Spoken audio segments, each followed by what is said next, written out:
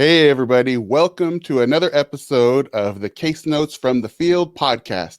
I'm Ernesto Bejarano from Social Work Mentor, and I'm excited to talk to my guest today about a wide range of topics. We have a little bit of history. We've worked together for a while, and I can't wait to get into some of that and share her journey with all of us. But first, I'm going to share a little information with you. So, Social Work Mentor provides practical, user-friendly online tools and resources for both new as well as experienced social workers.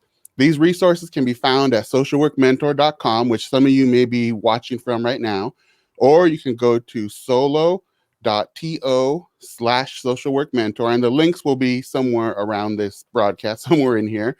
And you'll get the links to all of our social media accounts, our free guides, our social work merch, and more. And even this that you see here is one of the shirts that we have that there's new designs coming up shortly, but you'll find that in the links there. And if you email me after this broadcast, after you see or hear this, I can send you a coupon for a discount at the store. So today we'll be talking to Carla Torres. She's an experienced social worker who's an expert in cultural advocacy in large organizations.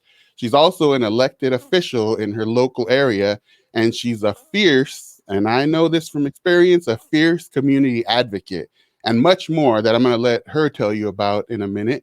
But just the last thing is, if you're watching this broadcast live right now on our YouTube channel or on our Facebook page, then you have the ability to submit questions or comments and show them in real time.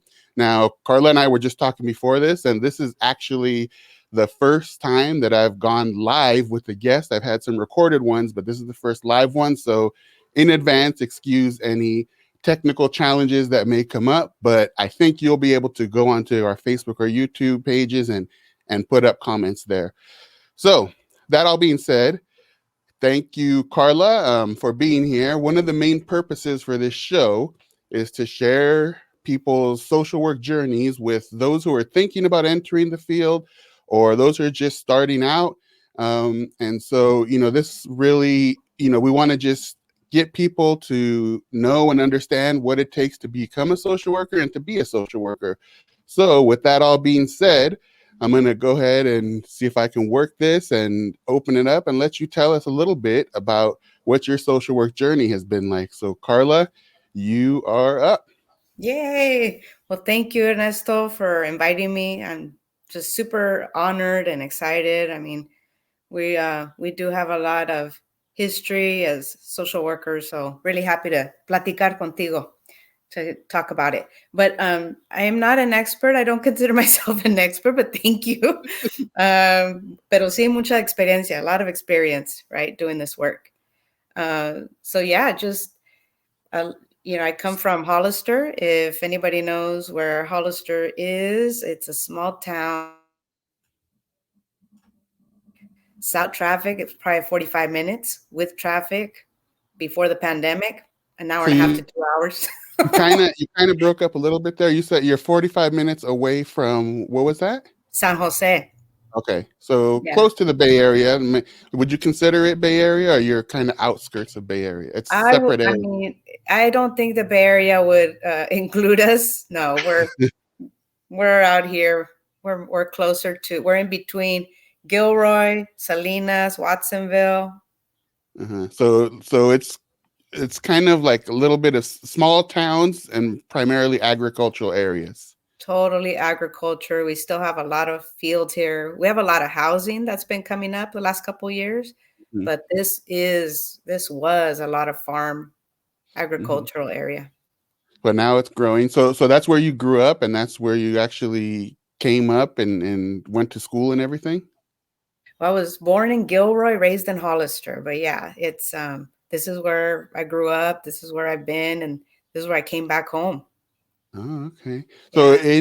in all that time, so it seems like it might have been kind of a little interesting experience because I think in the time that you've been there, you've seen kind of like the development and Mhm. changing demographics and stuff. So as you were growing up in those formative years, do you think there was anything that you saw or experienced during those times, whether it was elementary school or up through high school, that kind of started you thinking about social work? Maybe you didn't know it was called social work at the time, but issues of social justice or Mhm. equality or assisting people in need. What did any of that? Were you exposed to any of that or experienced that coming up? Definitely. I mean, I didn't know a word of English in kinder, right? Like, that come from, my parents are from Mexico. My dad's from Michoacan, my mom's from Zacatecas. Anybody's out there can relate. So they met here in Hollister, and then got married, had us, and growing up, they worked in the fields and in the tomato and then in the apricot and the walnut. That's what there is mostly here in Hollister. Hmm. Um, and then, so yeah, growing up, I went to kinder, didn't know any English. And my dad, back then it was different. And you're of my generation, so you know that, back then our parents, and I don't know how your parents were, but my parents were like, you need to learn English. They had bilingual education, and my dad was like, nope, you're not going to be in there. You're going to go in English only, which was hard. So already I was feeling, I was Hmm. feeling like out of place. Uh-huh. And then, going to high school, back then in our generation, kids were tracked. Kids were either college bound or, you know, going to work after high school. And And I imagine it was in a small community, so it's a fairly small school. Everybody kind of knew each other, and families everybody. knew each other. Did people at that time kind of have in their minds like, okay, these kids, this is going to be their future, agricultural or whatever. These kids are going to go to school, and did they provide those depending on what they had planned for you? Is that the opportunities that they provided for you through high school and stuff in Well, terms yeah, of like like part of, resource? I mean, I'm, we're platicando. So part of the work that we're doing now with the school board is this whole school to prison pipeline stuff, right? Mhm. And so growing up, I saw a lot of my friends that got into trouble, got kicked out of school. We had a continuation school. So a lot of my friends go there. And then, but I always liked school. I mean, for me, that's my saving grace, right? Thank God that I Uh-huh. love school. And so, luckily I had good teachers that saw something, and they mentored me and they guided me. Thank God, right? But they Hmm. didn't do that for all my friends. So Hmm. already I was seeing like, oh, and so I was put in these classes, college bound, and none of my friends were in there a Hmm. lot of times. So already I was like, and I felt that. I felt that like out of place, fish out of water since high school. And that's when I started to, what you're talking about, like that's when I started to help people advocate. You know, um, I was in Mecha and LULAC and just really opening my eyes to the world and So to are we equality. in college now you're talking about, No, or high is still school. high school? High So you school. guys did have then some opportunities in high school to get kind of socially or civically involved and with the issues that were pertinent to that area then. Yeah, we did. Thank Oh, God. nice. Yeah, we did. And we had, like I said, good mentors that were helping out and then guided us right to the right Hmm. track. But yeah, that was in Hmm. high school. And already I knew I wanted to be a counselor, is what I thought. And I wanted to work at juvenile hall. Uh-huh. I wanted to work with that population. Always I wanted to. And I never have. how did you know that how Never. did you even know that that was a population to work with? My friends Oh, the were ones that, they oh, were getting busted. They were getting, uh, they were going into jail or juvenile hall and I was right. like, and I know, and so for me, it was like, I know they're good people, but they're making bad choices, right? Hmm. And so I knew that already at that age, like, that seems unfair. And why, kind of those questions were coming up Hmm. for me. And so I thought, you know what? I want to go and help in there Uh-huh. and, and make a difference. So that's kind of a good point to make, I think, for people that may see this or listen to this.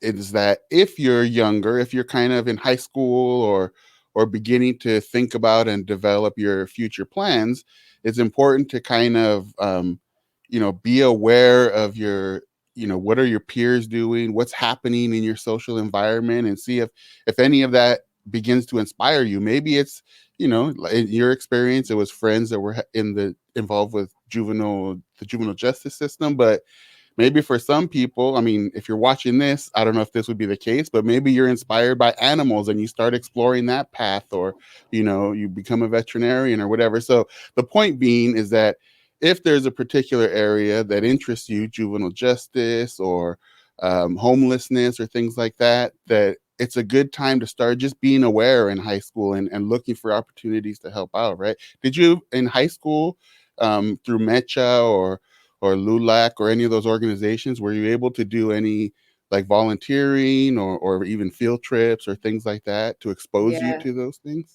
Yes, and thank God we had, the mentors we had, the LULAC and with Mecha, we had people that, took us on field trips to universities, had us volunteer, fundraisers, make enchiladas. And yeah, they kept us Hmm. busy. They kept us active. And, at the time I was like, oh, this is just, it's fun. It's something to do and you're helping. But I didn't realize, the impact. Hmm. But And it, you're right. High school students, this is their time to see, what do you enjoy doing? What do you want to do? mhm. Especially right now with everything that's happening in, nationally and with the climate. Yeah. Yeah. So it's a good time. I know you and I have shared interest in kind of our indigenous native roots. And a lot of times we talk about, we make the analogy of our lives being kind of analogous to plants or to things in the natural world. And so I mean, even before high school, but particularly in high school, is a time to start planting seeds and beginning to kind of maybe give a little bit of water to those seeds and seeing what ends up sprouting. So for you to bring it back to your experience, that sounds like that's what you were doing, planting the mecha seed, planting the Right. lulac seed, and you were able to develop that. So then, Hmm. as you got through that and kind of went through that, I know where you went to school, but how did you make the decision, or what was the experience from going from high school to then into college? And did you start off in social work, or what? How did that part of your No, journey go? I had no idea about social work. but and that's why I hope that, young people or people in college can see this and see that that Uh-huh. is a path. But no, I'm really lucky. I really, oh my gosh, I think my abuelitas are watching out for me, that I got into Berkeley of all Hmm. places. How did that happen? I People were praying for me.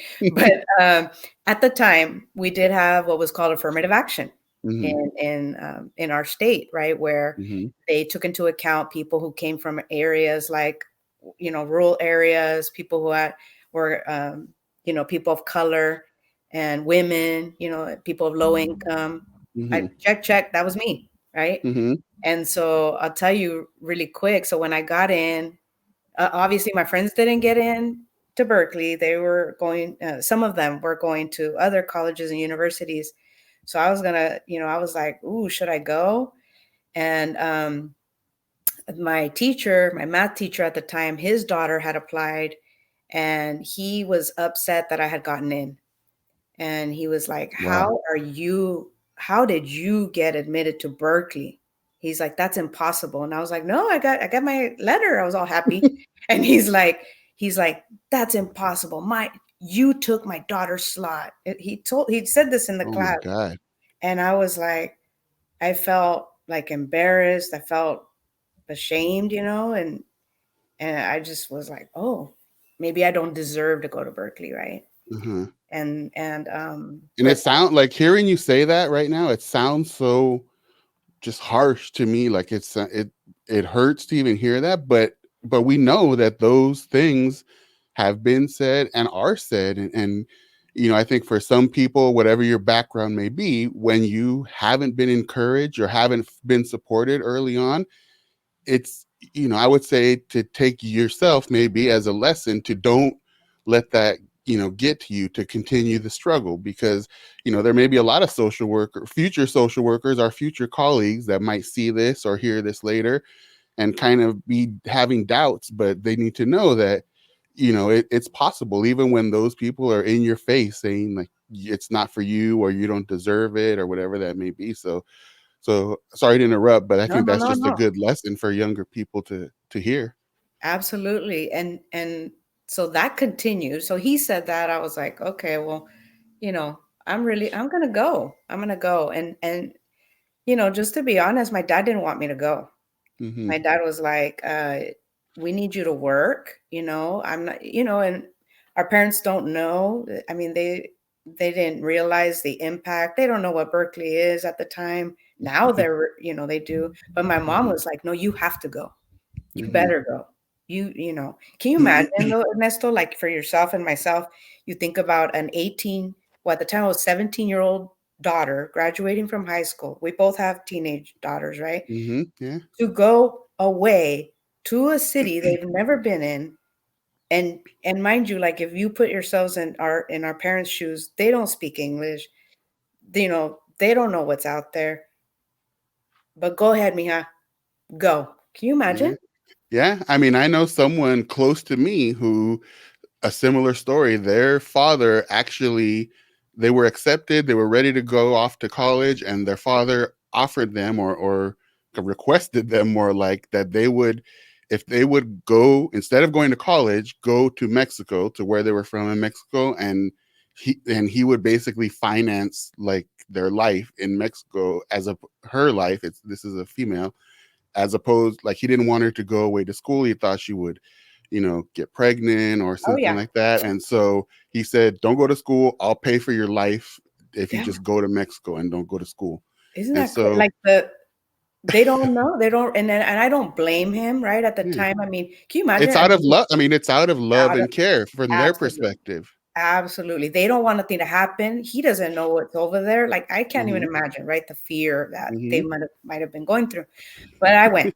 Yeah. So I I don't mean, know. I laugh because I do know the experience, and I'm much more obviously aware, but I even have, like, I'm a little wary for my daughters. One of them Yes, is ready to go away to school soon, and me some of those feelings too. come up for me. So I imagine someone who has, who doesn't know that experience, is it's I just can't imagine, right? Like how they must, anyway. So Mhm. yeah, so I went. So you went. They dropped, this is crazy. So they dropped me off on the days of the dorms, right? And then they were probably there for 10 minutes in the dorm room with me. And they're like, okay, my dad, this is just how he is. For anybody who knows my dad, he's like, okay, ya nos vamos. Ya, ya estás bien? Mhm. Ya no necesitas nada? And I'm like, you're leaving? He's like, yeah, ya nos vamos. And then as soon as they left, and I told my mom too, she laughs now. I started crying. I was like, I'm getting emotional thinking about it. I started crying. I was like, oh my God, I don't know anybody here. I, uh you know, that's did I make the right choice, right? It's crazy that you say that, because the same person that I know that had that other experience, it was the same thing. They basically dropped them off, and they said, "Okay, you good? We're out of here." Well, And you get this was, out. 6-7 hour drive away, so they Oh were man. completely isolated and out there. But again, you know for young people, their social work journey, sometimes it's awesome if you have parents that can support you and are knowledgeable, and have that awareness to guide you through the process. But a lot of people out there who will become social workers, and who may see or hear this, don't have that. And Right. I mean, I can't reinforce enough the importance of hearing your journey, for those people to know that you can continue fighting through. But it's hard, right? I mean, clearly it's still hard for you to even to think about that experience. But It was crazy. And I think, yeah. so so so I think did that you know what your major was? I'm sorry, did you know what your no, you just were no.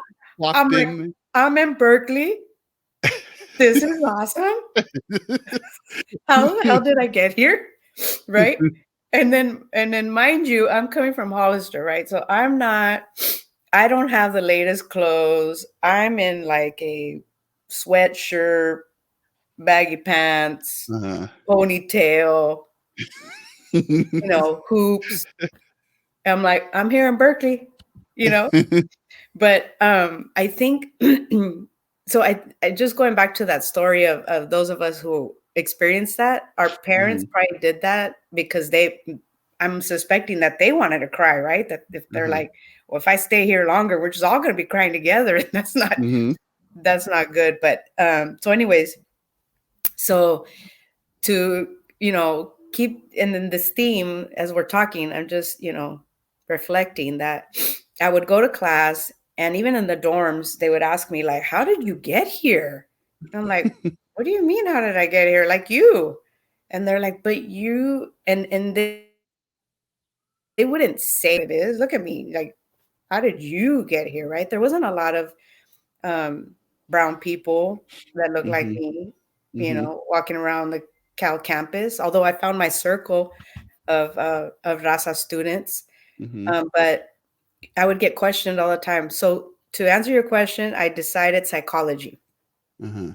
as How did that decision get made? How did you because I wanted decide to on be a psychology? counselor. Remember, I wanted to be a counselor in high school. I was Uh-huh. like, I want to be a counselor. What's But close? was it through like did you have a counselor there at Berkeley that did that, or did you just take a class and realize that was the thing, or how'd Yeah, I you think that took classes. I kind of, I asked questions, and I thought, you know what, mm, psychology. But the other one at the time, we also had Chicano studies there at Berkeley. uh-huh. So I was like, I like that too, right? So Mhm. those were the classes I was taking. And I would take a psychology class, especially when I'd have to take chemistry and all those social science, molecular cell biology, and all that. Uh-huh. I would get the questions of, "Are you sure? Are you in the right class?" I was like, "Yeah, it's on my thing, whatever Uh-huh. my schedule." Ernesto, I get that frequently. Mhm. Frequently, they would be like, "Oh, the Chicano studies department is, or the whatever they thought I belonged in is over Uh-huh. there." I was like, Mhm. "No, I belong here. This is where I belong." Uh-huh. Learning about molecular cell biology right here with you. Don't ask me what grades I got in that, but yeah. Hey, you made it through. That was important, the And important part. that's what I told this one guy that was in the dorms with me. We had this argument one night, and he was like, "You took slots again, affirmative action, Back to that affirmative old. action." Uh-huh. And I said, at the time, I was so mad. We got into a heated debate, and I said, "You know what? You're right. That is how I'm here. But you know what? Affirmative action is not going to be what helps me graduate. That's Mhm. my work." Mhm. And then he was like, "Whatever." Yeah, it was a for you and I during that time. There was a lot of stuff going on, and depending on where you went to school, like I know you went to UC Berkeley, so it's pretty much an urban area, and there's a lot the tradition at Berkeley of activism or and Chicano activism there, and so there was that experience, and then for myself, I was away at school at a campus that was way rural in Northern California, and you know just because I was removed out there, the dynamics of how different populations viewed each other Mm. and affirmative action and all that, it was there too. And so the social activism, social justice, advocacy, the things that I did up there probably looked kind of similar to what you were doing here, even though we were in very different worlds and very different environments. And so now, for young people that are going to school, it's the environment has changed and the specifics have changed, but social justice obviously is a huge thing right now, and that's all about us as social workers, right? That's at the core of who we are, is what is like one of the pressing issues in society. So the challenge, the opportunity for young social workers, young students going into this area, I mean, the world is basically wide open to you, kind of like it was for us in some ways, I think. I think that you're right. I think parallel process, the climate at the time was, there was a lot going on with propositions, right? Three strikes, you're out was at the time. The Hmm. anti-immigrant sentiment was huge. Hmm. Affirmative action went away during that Hmm. time, right? Hmm. And so, you think about that, and now. and how what young people are dealing with now, and how they've, I mean, I'm so proud to see so many people, marching for Black Lives Matter, Hmm. marching for immigrant rights, so yeah, you're right. And it is social work. This is social work. Yeah, it's funny, kind of like the world has turned into social work. Like we've been, toiling through these 20, 25 years that you and I have been working, doing social work. And now it's like the world has become our work. And so it's so inspiring to see so many, not only young people, all people kind of All jumping on people. board and understanding what it is that we do as social workers. So, and that obviously that struggle and that battle continues within the larger societal perspective. But zooming back into your experience, Right. um as you struggled through that and went through college, did you then start, you went from, you started with psychology, did you, Yeah. I don't even remember exactly what your actual degree was in, but how did you move through to Right. finish at Berkeley? So, I think I have to say that one of the biggest impacts and the biggest learning that I had at Berkeley was through the activism, through my Hmm. participation in Mecha, through learning about indigenous traditions. We had a mentor, Gabriel Hernandez, who was working with a group of us that were mechistas that, to do this work in East Oakland. We started there and we just started calling it like a mentoring thing. And we just went out to East Oakland schools and on our own. We were like knocking on doors. Hey, can we help and mentor kids here? And and that working with those young people. So at the time, imagine, right? Again, I'm 18, 19 years old, a group of 18, 19-year-old college students going out to East Oakland. And, Hmm. and we also went to Berkeley High and Richmond and San Francisco. And we were like, we want to help mentor, give us the most at risk, right? That's what they would call the Uh-huh. students at the time, at risk. But Yeah. now, you know, we, anyways, so give us the 16 to 18-year-old students. Well, I'm going to tell you, in a nutshell, Ernesto, those students have surpassed us in education. Those students we worked with and we were mobilizing, we'd take them to Mecha conferences with them.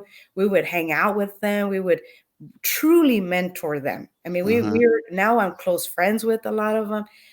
One of them is a PhD now, and many Hmm. of them are teachers and social workers and activists. And that that is was social work too.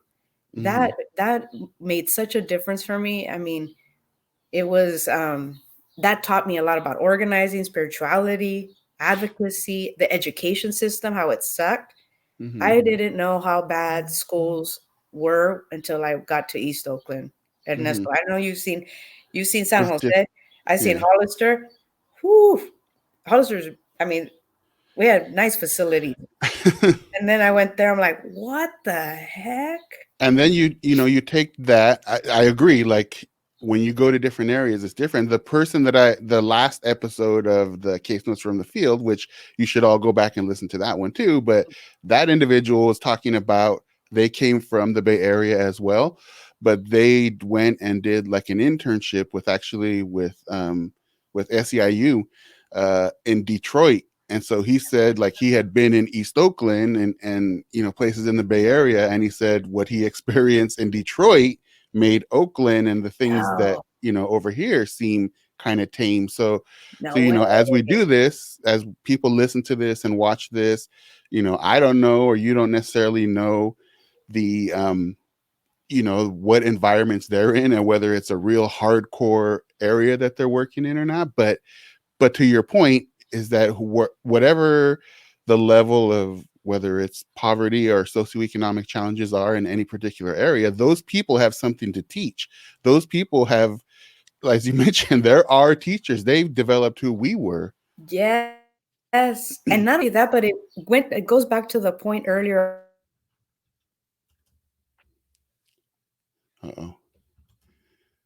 So you're frozen for now. But another thing that I will say, as you're frozen and hopefully coming out of that, um, I'll just also echo that talking about my college experience, I have a similar experience in that, as I, when I talked about, I went to school at a different area. Looks like we have her coming back on her phone here.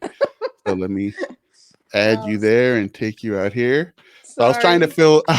I told you we were going to Sorry. have some technical difficulties, people, but it's all good. If you're It's all listening or good. watching this, we're back. But I was We're just back. mentioning how, as I was trying to fill in there, that where I went to school, it was a very different environment, and it was primarily Caucasian.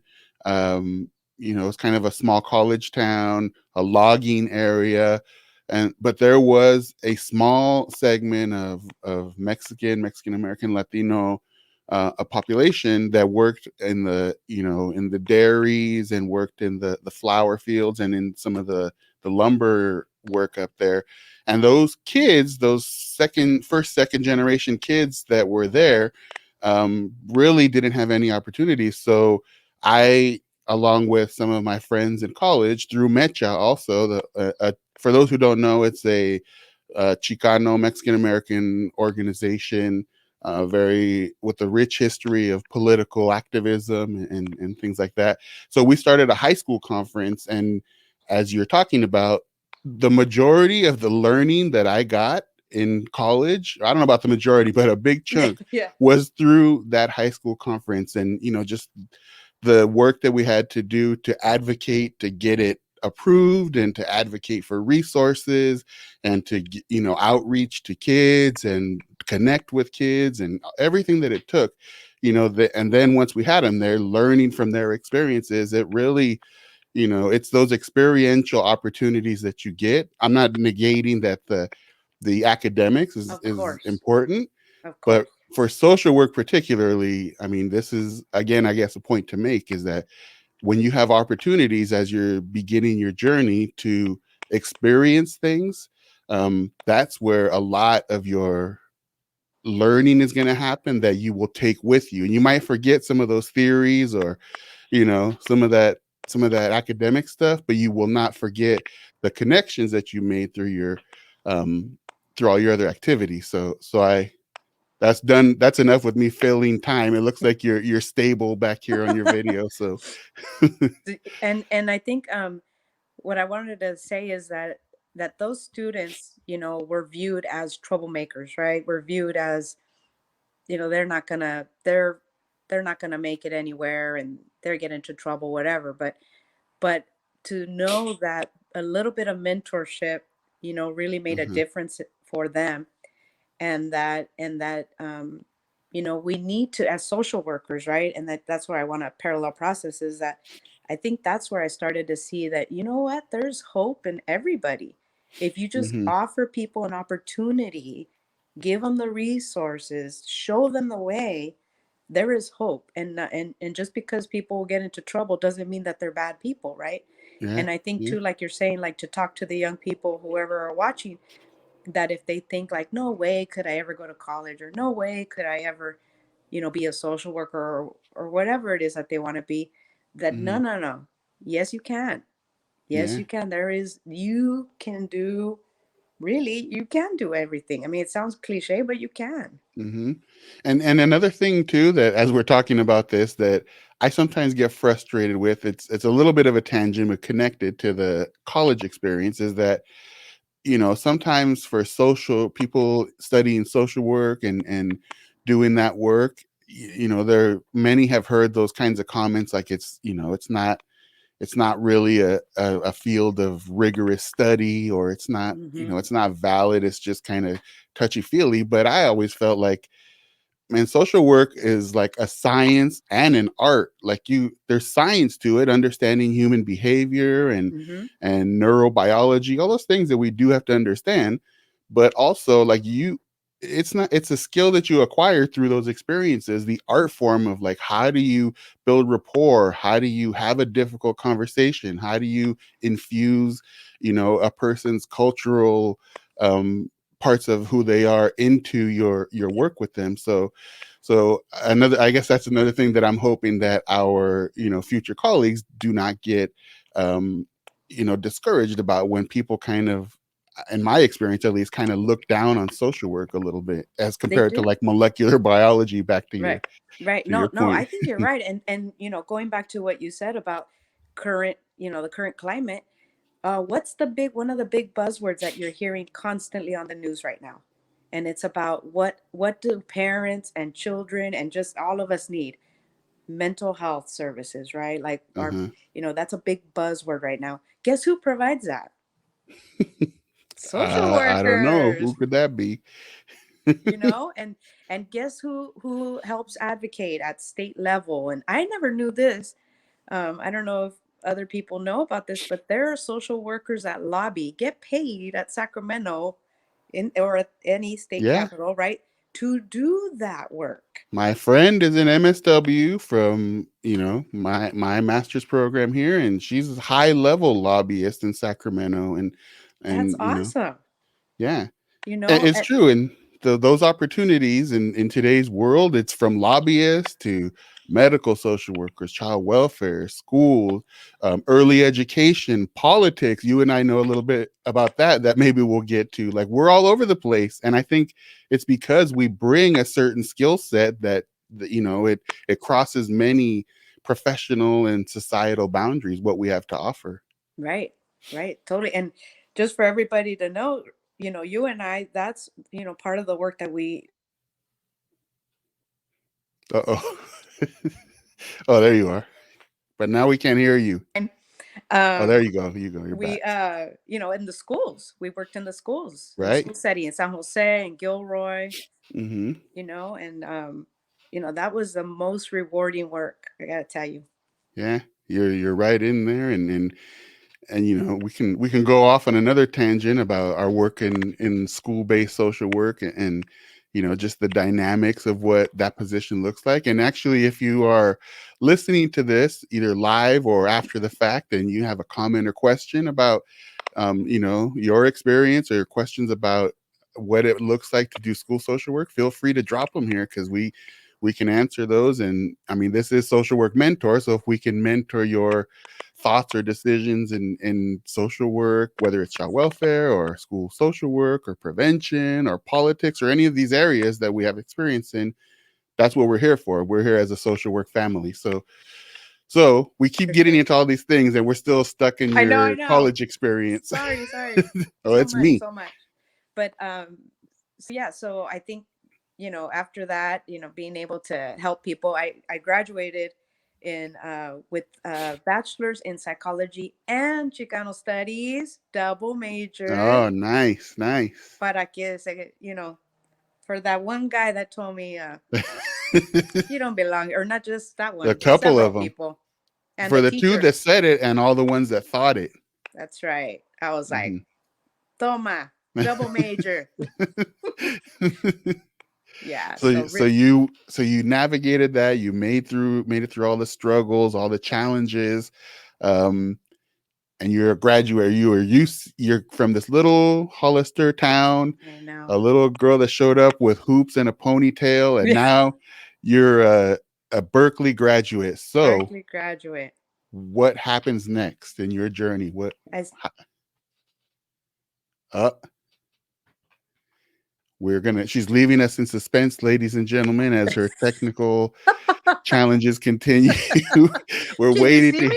we can hear you, we can't see you. I wonder Um, why. Oh my gosh. so it's you can continue to Okay. talk, or Yeah. So I came back home, and if and you can get the video back on, that would be good. I don't know how to do that. Let me see. Or even try to log back on. All right, let me Something try came real up quick. there. Okay. So, folks, if you're watching or listening to this live or at home, again, we mentioned technical difficulties. I think all of us at this time have experienced in this new world these types of technical difficulties, and we've all again just learned how to navigate through and struggle. I myself actually haven't done had to do a lot of oh, here she comes, coming back. But I haven't had to do a lot of telehealth, and I know we have a lot of our colleagues out there that have made a very drastic shift from from working one-on-one individual with people to doing telehealth. And so I can imagine, as you're working with someone and getting real deep into some work with them, to have technical difficulties is very significant. So on this little show, if we have our guests popping in and out, we can live with that, because if those of you who are out there doing telehealth are able to handle it, we can handle it too. So we have Yeah. Carla back, and you were now talking about from college to professional. Yeah. How So did that go? I came back home and you know, went to work right away at a nonprofit, and then worked for a couple years at a domestic violence women's shelter, Mm-hmm. and then worked a little bit mental health services, doing some Mm-hmm. of that work, and then and I was like, I'm good, right, with my degree, and I'm not gonna keep going on for for the masters for anything. But then there are people that came in my life that were like, oh, you know what, I'm gonna go and in the master's program at San Jose State's master's in social work, and I didn't know what social work really was about, or all the places you can work in. And so I started asking questions. I was like, should I do it? So I did. Obviously, I went to San Jose State, and thank goodness, right? Because it opens a Mm-hmm. lot of doors. So before you start Nowadays, your going, bachelor's, you can't just yeah, have your bachelor's. you get to a certain level and that's it. But before you go there, just that you mentioned your nonprofit job and Yeah. your other work that you did. Were you just applying for those jobs kind of randomly, or did you know professionally which way you wanted to go, or were you kind of testing the waters, or how No, did that no. happen? The other thing too is when I first, actually the jobs I did before that is I went and I was thinking of going to education, so I substituted at the high school. I got my CBS, because a lot of my friends were teachers that from Berkeley también, and so I was like, well, maybe that's what I want to do. I wasn't sure, right? I knew I wanted to be a counselor, but wasn't sure how to do that. And then I applied to juvenile hall here in Hollister and to in San Jose. They didn't want me. I never got a job there. Wow. But what I want to tell the young people is that you just never know what your path is going to be. I Hmm. would have never ever, Ernesto, never ever ever, and still would not choose child welfare, which is where I am. Had any of us known, we might have looked at things a little differently. But to your Well, point, exactly, I think, again, back to some of our indigenous beliefs and thoughts, some of that for us at least, or I'll speak for myself, yeah, there's part of your life that you control, and part that's unknown, and you're there's a path that sometimes, if you believe these kinds of things, I do. there's a path that's set forth, and it's kind of like out there in the universe, and you control what you control, but you also take what comes your way and make that who you are. Right. So yeah, it's interesting how those things happen. But so I you were just basically then Yeah, kind of just just checking. getting into, yeah, Yeah, just that checking early things stage out. of, uh-huh, Yeah, just kind of applying to jobs and checking things out. What do I like? Right? And that's what I would uh-huh, recommend for any young person that is interested in social work is do an internship, apply to mm-hmm, different places, check it out, right? mm-hmm, But because I know we're on limited time, I want to say this. You've mentioned it and I haven't, is the our cultural beliefs and as far as spirituality, and I have to say that if you're going to do this work, and really any kind of hard work, heart work, right, right, working with people, you need to be able to take care of yourself. You need to figure out what that means for you. For me, it was when I came back home, and I had already known about Danza Azteca, and I had already, met a couple people, the group that I'm with now, so that's the Aztec dance, right, for people Aztec that don't dance, know. the Familia Castro. I had seen them at Berkeley, and I knew them, right? But I was like, that's not me. I'm not gonna. But when I came home, I was like, you know what? I'm gonna go check this out. I'm gonna see, because I was older and, I in a different place. Uh-huh. And let me tell you, that is my saving grace. That has helped me be grounded. That has helped me, like, just kind of, whew, just focus on the dance and pray and Hmm. learn about indigenous traditions at the same time. And my kids have been raised in it, my sister, my nephews, everybody. Hmm. It's a family thing. But that is key to any social worker. If you're going to be in this work, you got to learn how to take care of you, whatever that means for you, Hmm. right? And I Hmm. don't know what you do, Ernesto, for yourself, but I mean, you can't help the people if you don't help, if you're not okay, if you're not healed or healing. Yeah. Yeah, I mean that's that saying that some of us learned in school, or once we started working, that you can't pour from an empty cup. So you have to fill your cup before you can, pour anything to anybody else. And I agree that with one point that I wanted to make, I think what you're in part talking about here is self care, and that's like a huge buzzword that Buzzword. we throw out there all the time. And maybe hopefully we'll get to some stuff about large organizations, but people talk about self care. Do your self care. Make sure here's this class for self care, or watch this webinar for self care. And sometimes I feel, especially in big organizations, that it's just like checking the box, like, okay, we did self-care, we Mm-hmm. offered this, we offered that, but it's Superficial. really, yeah, it's not that, it's not fulfilling the needs of people. And I think in terms of self-care for social workers, if you're younger or a more experienced social worker, we need to stop saying self-care and being intentional about self-care. Specifically to your point, like, you found the thing that at least in part is your self-care, and you're intentional about nourishing that, and building your support around that thing. And I Yep. think whether your self-care is crocheting or playing sports or whatever, like, intentionally, I think, build that into your schedule, like put boundaries around it. So Mm-hmm. if your thing is whatever, gardening, and you Right. have a gardening class, and then your supervisor says, I need you to do XYZ, you have to say, no, I need to go do my gardening class. It's hard to do. I know social work is it's a hard thing to say no in urgent situations, and sometimes you just can't. Right. But I think being intentional, and setting aside intentionally time to take care of yourself, is, you won't make it, I don't think, if you'll do that. No. You'll burn out, or you'll be, No. ineffective. And so I think that's a huge point that you make, that Right. I echo totally. And I agree with you. I don't like the term self-care because I feel Hmm. like it is very superficial, very check the box. And Hmm. I think it is more of, so one piece is my danza, but the other piece that I think is also important, and you spoke to it, is the support group.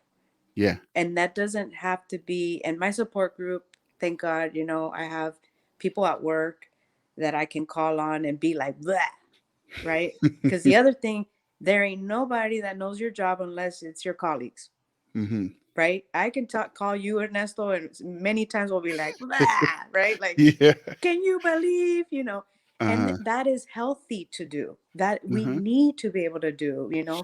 I think you and I have been some of the strong advocates for stuff like that at work, where we need a space, a space to vent, a space to process, Hmm. because stuff happens, real difficult things happen, and Yeah.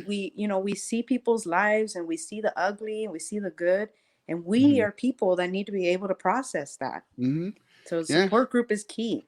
Yeah, and that's again back to those buzzwords that sometimes organizations, they talk about: vicarious trauma, Hmm. secondary trauma, and I, at least in my experience, it's often checkboxy kind of things, but it's Hmm. not really providing the space, the opportunity, the support to Right. address that. And so it's crucial.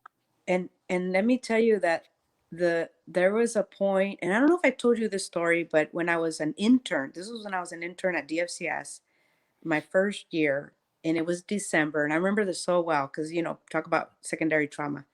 It was Hmm. December, and my I was driving, and then I was driving. I went to the mall, got home, and my supervisor called me and he said, "Carla, are you sitting down?" And I was like, "Why?" And he's like, "I need to tell you something." And I'm like, "Okay, well, just tell me." Like, I didn't know what it was. A weird way that he was telling me this, right? Mm-hmm. And he's like, I have to tell you that your client was shot and killed. And this was in Gilroy. And this was when there was a couple of, I don't know if you remember, Nestle, there was a couple of murder suicides. And this was in a carport at an apartment complex. Oh yeah, I do remember. Mm-hmm. And I was like, what? I'm not understanding. And so he told me, right? And so I remember, like, I told my mom, and I, started crying. I'm an emotional person, you know me, I'm a crybaby, and that's okay, by the way. Yeah. And I told my mom, and she's like, "Estás bien?" I go, "Mom, I was gonna go see this particular mom, and I thought, nah, not today. I'm gonna leave early or whatever." Uh-huh. And so right after, when I got back to work the next day, there was a meeting about it. And then it was like, where are the kids going to go, Carla? And if you guys, for those that don't know, at the time when I was an intern in social work and child welfare, we had a case. It was called vertical case management. So we would get a case from the beginning of Mm-hmm. the investigation all the way through. Where now we break it up into, right, emergency Right. response, investigation, continuing. So when that happened, hello, the children, where's the father? So all of a sudden there was an investigation that I had to complete, Ernesto. Mm-hmm. Mind you, I'm an intern. Having just. She just got killed. Uh-huh. I had a relationship with this family, and I remember thinking, okay, and I remember kind of holding my tears in the meeting, and then going, by myself, and was like, oh my God, I can't cry about this. Like, they're not gonna talk to me. Like, okay, I guess this is what we do. This is how we do it. So, went with the. Luckily there was a DI worker, another social worker that helped me how to do the investigation. We went to the home. I mean, everything, Ernesto. And all the time I'm thinking, nobody's going to talk. There's nowhere for me to go. Mm-hmm. That is not okay. Mm-hmm. That is why we need to have a better process. And I think it's important for the young people to advocate for that too. Not just Mm-hmm. us, right? But I think a lot of young people get that. Mm-hmm. This generation, I think, understands the importance of Yeah, processing. for sure. I was just gonna say that the part of the sad part. I mean, obviously that whole experience is horrible, and I know we both had similar experiences in the organizations we work for. But um, it's horrible. I think that for a long time in our early years, or I think it's like you said, it's not the same now, but it was kind of like a badge of honor to have gone through that and put up with it and went, just kind of like charged through it. And it happened, and I placed the kids, and I Yep. did this, and I did the form, and X, Y, and Z. And you're like, if you showed weakness, that was like, they're not a social They're worker. They're, not they're going to not make child it. welfare. At least they're not gonna make it. And I think, gladly, happily, over time, and particularly in this more recent time with our younger people, that has shifted. But I think it does, again, back to intentionality. It takes those of us and those of you out there who are more experienced and who have navigated these systems to get in places where that you can make decisions that really are intentional about how we respond to these situations. And it takes the younger people, maybe, in my opinion, with energy and passion, fresh in the field, to push that. And so I think, at least in large organizations that are just kind of monolithic, and no matter what you do, they just roll. Like, people come and go, live, die, the organization, the system just rolls. Mm-hmm. And so, you know as younger or more experienced people, it's up to us as social workers to advocate in our own self-interest to get things the way they should be, because at the end of the day, who's impacted by those things? It's those clients, those families that we serve. Right. So that's a huge point that you make. So okay, so you were, I think we're at the point now, you're an intern, or are Yeah. you working An now intern. Mm-hmm. okay, For the for county. the organization where you Yeah. worked? Uh-huh. And then obviously got hired on. Uh-huh. shortly after. Mm-hmm. But yeah, it's just I did it. And oh, backtrack for the young people to know that there's we were talking about money earlier, right, Ernesto, before we started. But Uh-huh. how did I get into child welfare? Well, they had some nice incentives called the Title 4E program, Oh that yeah. in Yeah. the masters, right, where they were going to pay for everything. Mm-hmm. And as long as I promised to work for child welfare for 2 years, right? Mm-hmm. And so I was like, sign me up, Yeah. That's a right? big carrot to dangle in front of you. And Yep. so did you find that, maybe that was, so you were kind of feeling around when you first left college, trying out different jobs, and then you had some people around you that were going to go to grad school, so Yeah. you went, you got into the Title 4E program, which came with that commitment for 2 years in child welfare. Right. So in those 2 years, cuz you're much more than 2 years into child welfare Oh, yeah. now, you and I both, but what happened in those 2 years that and prior to these 2 years, I don't remember. Had you done school social work yet, or that hadn't No. happened yet? Okay, Mm-mm. so and then in those 2 years of working in child welfare, what was going on for you, and how did that lead you to what came next? Well, and to be honest, right? Like I think this is another one of those badge of honors that we say, right? Those of us that work in child welfare, right or wrong, we say it. We say if you can work in child welfare, you can work anywhere, right? Mm-hmm.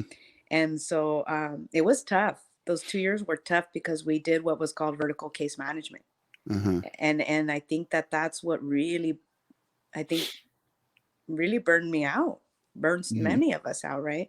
Quickly too, right? Quick, I mean, imagine you get a case. What that means is you go out, investigate, you go out, and if you have to remove the child, you do that, you Mm-hmm. do the actual investigation, take it to court, and then you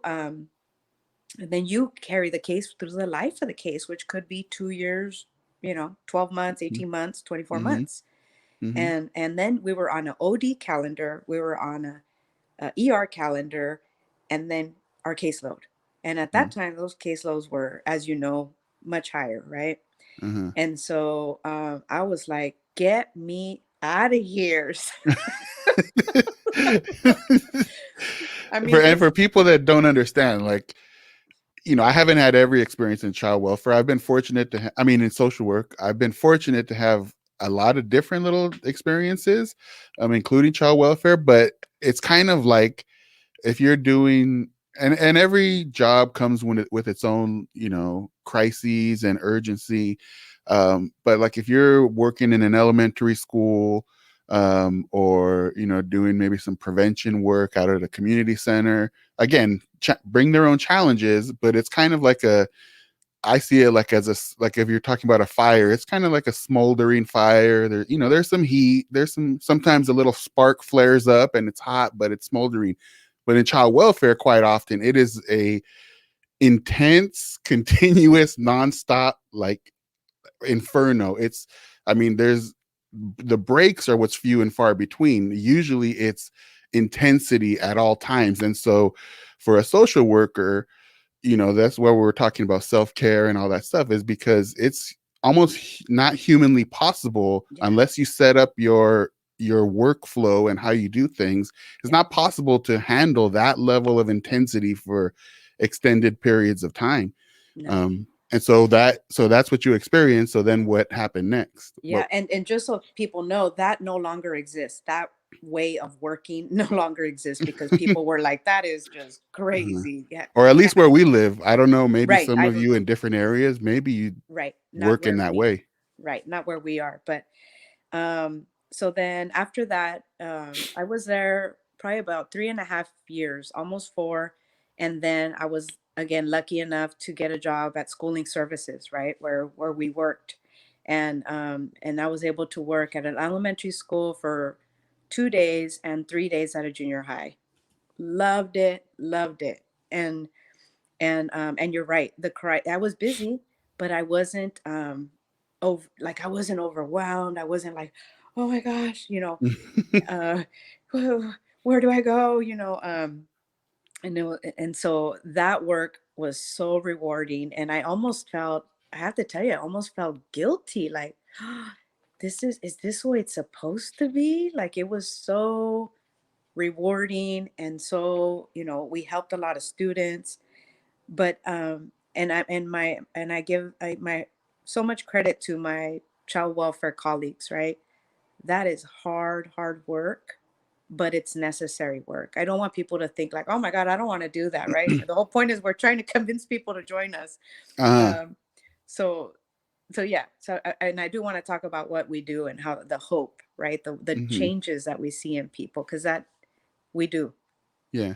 And again, I want to, just reiterate again that both of us having worked in these other little sectors or whatever you want to call it of social work, we do know that there's intense times as well. Like no matter where you go, some people Yeah. hearing or watching this might work kind of with clients at, at the end of life, and that brings its own challenges. Some people are working with people experiencing homelessness, and that can be very intense work. and Hmm. and drug people working Oh yeah. direct service with drug and alcohol, people's battling those battles.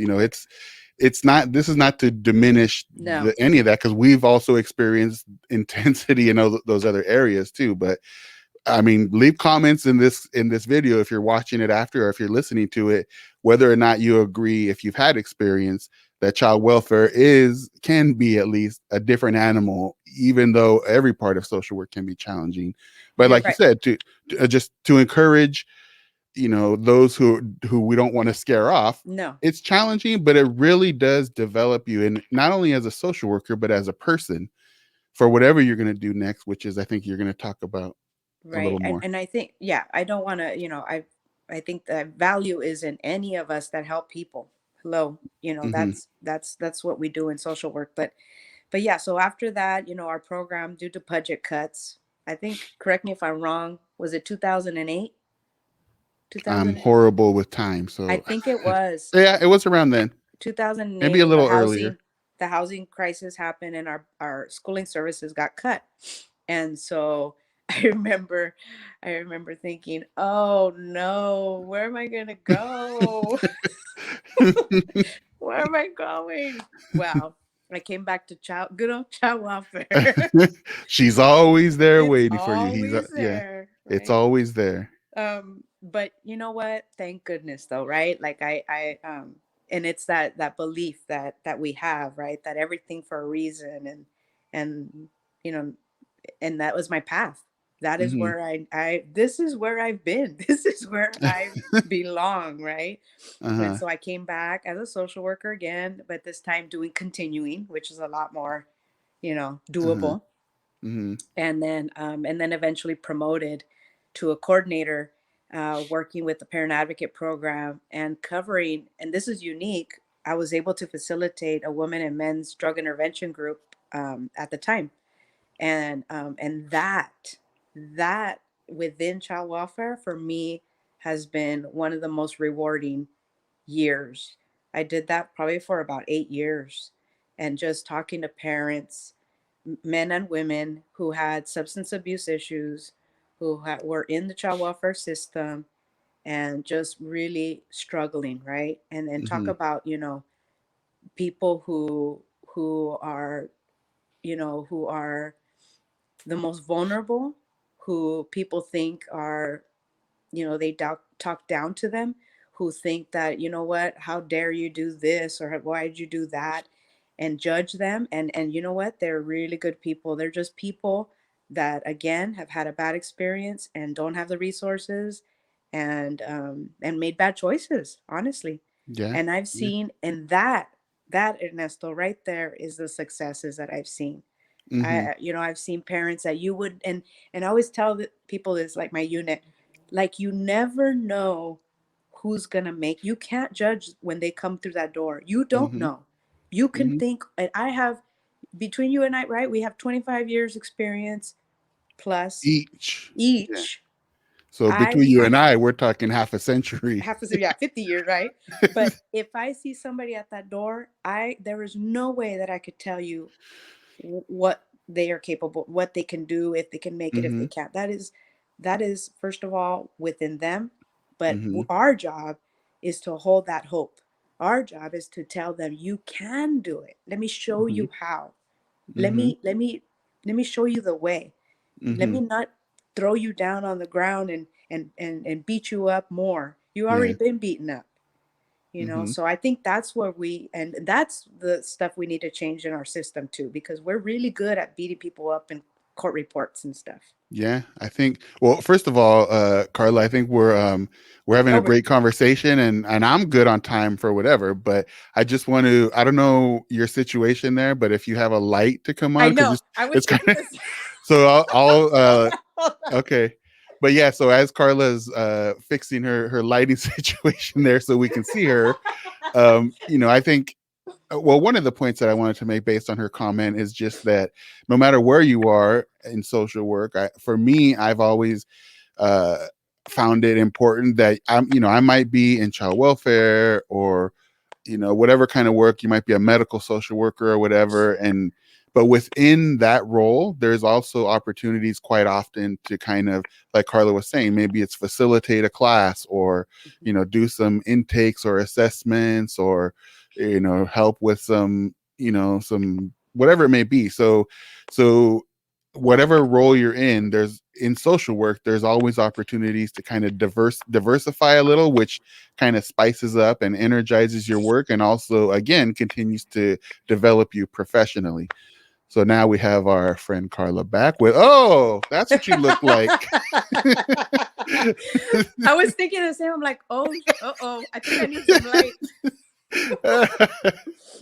Yes. So, okay. So, but yeah, back to your point about, how system, I think it's kind of synonymous or goes along with my also thought about just how large systems, and I speak from the perspective of large systems because that's kind of been Hmm. what I've come up through, and they just kind of roll over you. Like if whether you're an individual, a client, or a worker, or a Hmm. program even, or a service, like the system, it just goes. Like people come and go, funding comes and goes, and working in this kind of work, sometimes you have to get used to that. Even at a much larger scale, like at a legislative scale, certain legislation may pass and things happen, and maybe your organization starts responding to state or federal legislation. You start doing some work, it's great work, and then the laws change and the culture shifts and the environment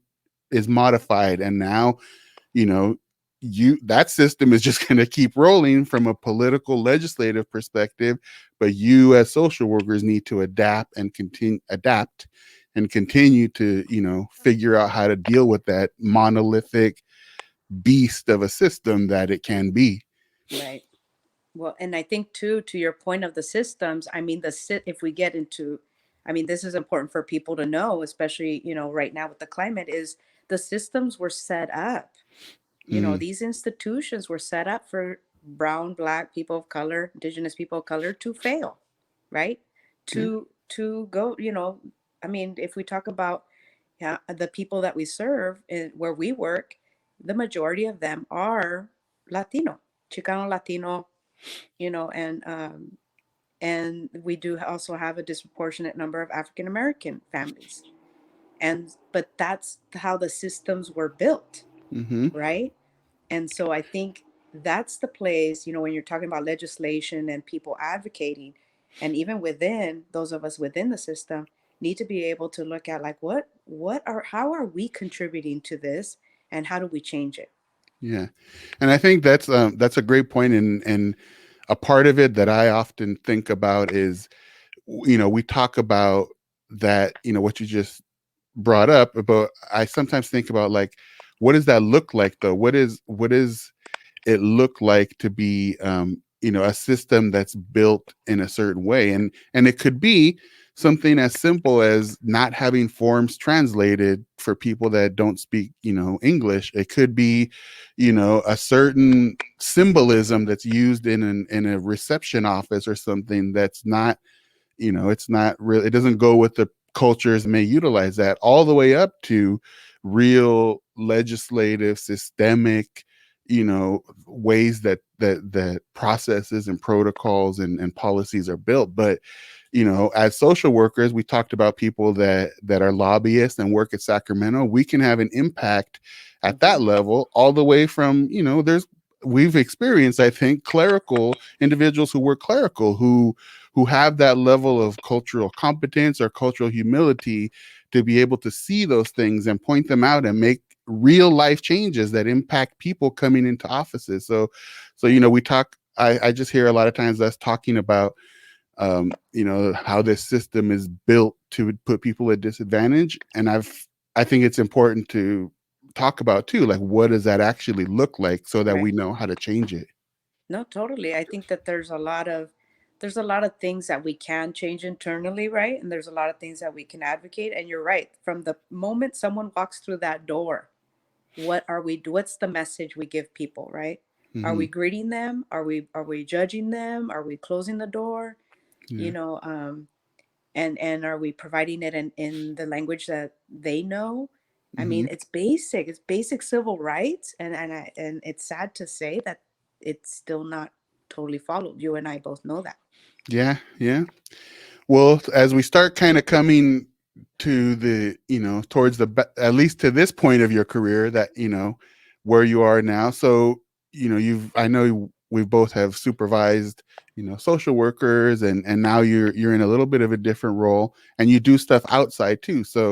Right. For people who may be currently at a similar stage in their career, or, people that are looking forward, what would you say about, um, the path that you took to get to this point and where you are now, and Yeah. maybe things that social workers might consider at this stage of a social work career? Like, we're probably in, if you're talking about football, we're probably in the fourth quarter of our Yeah. social work game.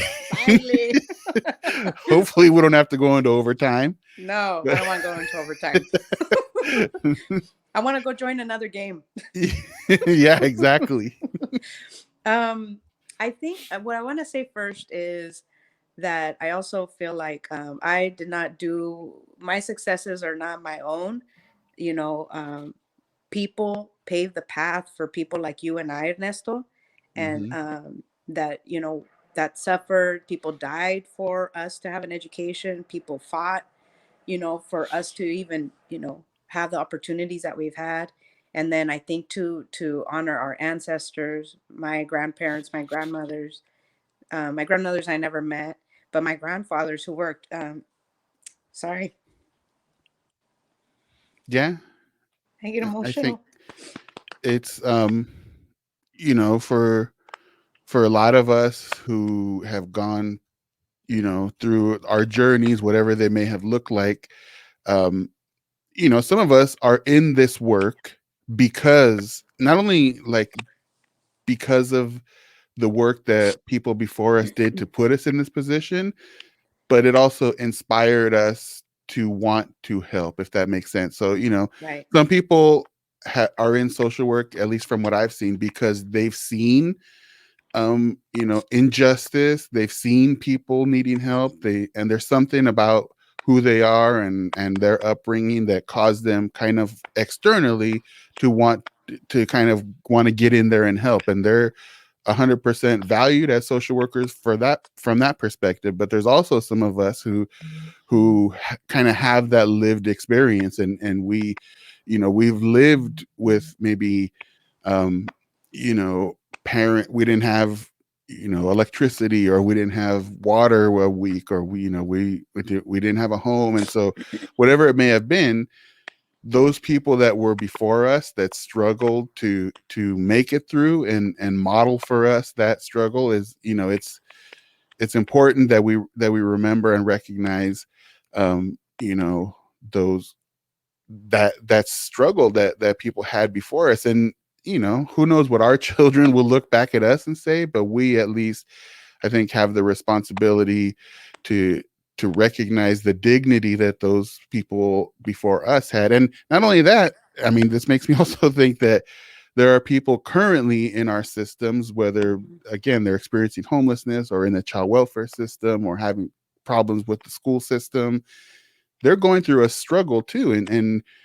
and yes, we help them through those struggles as social workers, but from a larger perspective, I think it's important that we call those out and we raise up those experiences to people, because if you're not a social worker, people frame it as like those people are lazy or they're bad parents or whatever, and so I think it's important, as you're doing, to acknowledge those who came before and those who are currently in a similar struggle of trying to make it through this crazy world, for especially if you're from a disadvantaged kind of background. Yeah, so I think definitely honoring our ancestors, everybody, the people that came before us. I mean, I wouldn't be where I'm at without them, and Mhm. obviously my parents, I Mhm. mean, of course came here without knowing English, without much, right? Yeah. And so I think that's what drives me personally to give Mhm. back. And I want to say that because I think that it's important for young people who have been in similar situations to know that nothing was nothing is given to us, or we're not successes on our own. I'm here on the backs of people. They're Mhm. holding me up. I'm not here Mhm. on my own. And none of us really are, right? Like there are people who suffered for us to be where we are. And so then our responsibility is to give back. I think Mhm. that's a responsibility, and to give back in whatever way you can. I think you and I both are doing that in our respective elected official positions, right? Uh-huh. Is that's how we give back and Mhm. change the system Mhm. within. I mean, Yeah. that's crazy. And let's get into that. So, we talked, Yeah. we could go on for days, and maybe we'll have further conversations about, because there's so much to talk about with child Right. welfare and everything else. But to kind of finish up here, that Yeah. there's an interesting aspect, I think, that's, maybe I'm wrong, but I think it's growing amongst social workers, is the realization that we have really, I think, a very specific skill set to bring to the political realm, Hmm. that especially, we talked very early in this interview about the current environment and social Right. justice in the world, and who better to be, in political positions than those who can see things from experience, education, training through a social justice lens, but also have the, what's the word, temperament, temerity, rational thought to be able to kind of look at policies and look at, Right. this kind of work in a way that balances social justice and feeling and emotion with logic um and thinking things through and making good decisions. So talk about Right. your elected experience, or elected official experience here locally. Right. So I got elected at the same time as you, right, to the school Hmm. board in the city where I'm in. And one of the reasons was because, again, seeing the disparities with populations such as the students in special ed, our migrant students, and our students of English language learners. And I was just seeing, also hearing that there was just this real inequities going on in the school district. And I thought, you know what, I wonder if I should be a part of the solution, and maybe run for school board and make a difference, right? And so I did.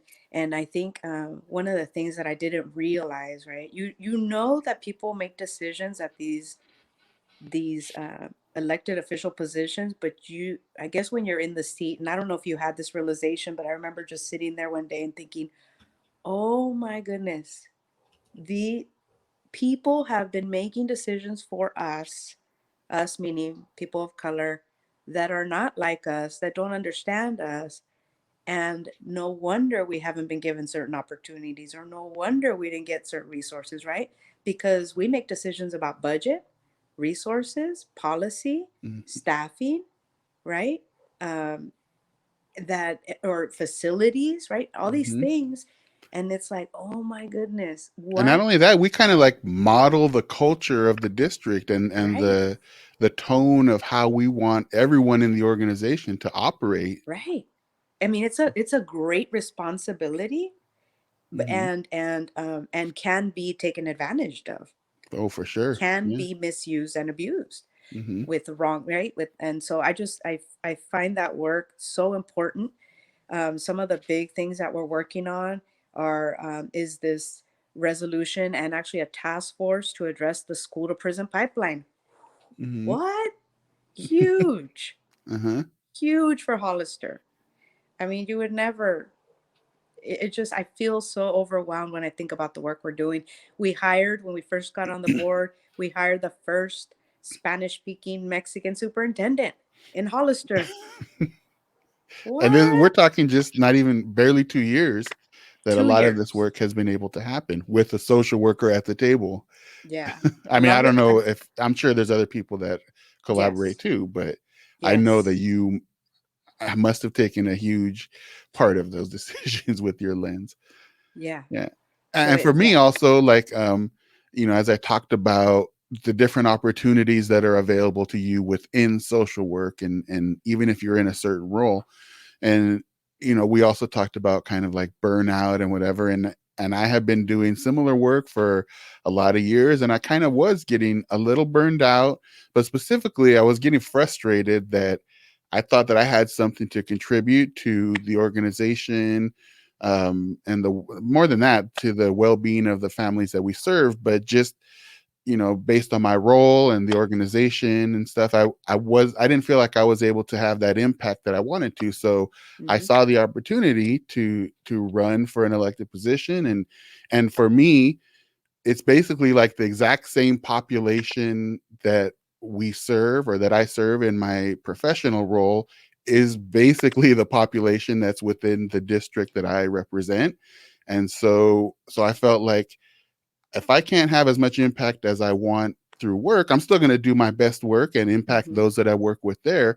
But I have the opportunity to impact that same population at a much larger scale. And so that's why I chose to run. And you're right. It kind of slaps you in the face. I remember when I first got elected, like the next day or two, couple days, I was actually at an indigenous ceremony. It was around Thanksgiving time, and so as I was kind of being introspective, just the sheer responsibility when you think about you know being a large part of the future, generational futures of 100,000 people in my particular area. And that's a heavy weight to have on your shoulders, but it's also a great opportunity if you come at it in a good way and with the right intention. So Yeah. again, it's if I wasn't a social worker, if I hadn't had this experience, I don't think that I would have come to that motivation to be there, nor do I think I would have been able to contribute what I have been able to thus far. So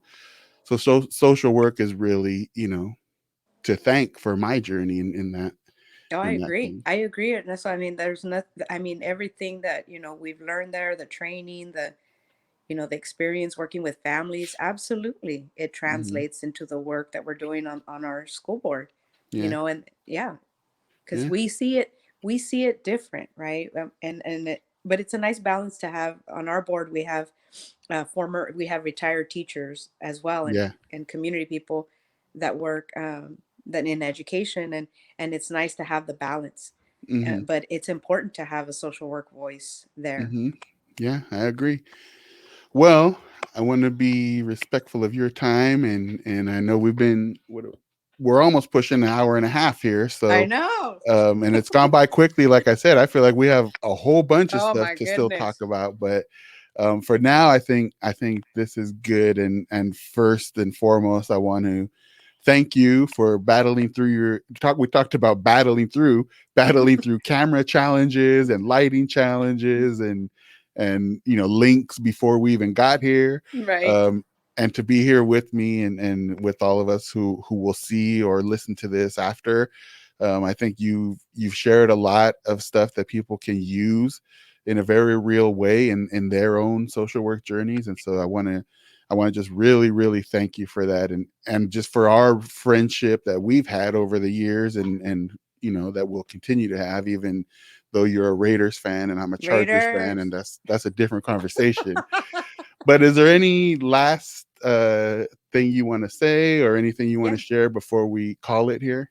Yeah, I want to tell you thank you too, Ernesto. I really value our friendship and our, being colegas and working for social justice and being part of, we didn't even talk about, our employee group called El Comité that we've worked on. I mean, Yeah. there's so much, right? But I want to Hmm. thank you. You're also somebody that, has really done a lot of work and in the community. And I also want to tell, the people watching, and we keep saying young people, but there could be older people trying to get into Yeah. social work too. But so Younger and sorry, older and watching and listening. I There's a apologize podcast for, version. yes, we apologize for just referring to the young people. It's all the people, whoever wants to be a social worker, anybody, vámonos. I just want to Yes. say that we need you. We need your voice. We need people that care to help people who are vulnerable. I mean, that's bottom line, right? And so, please consider it.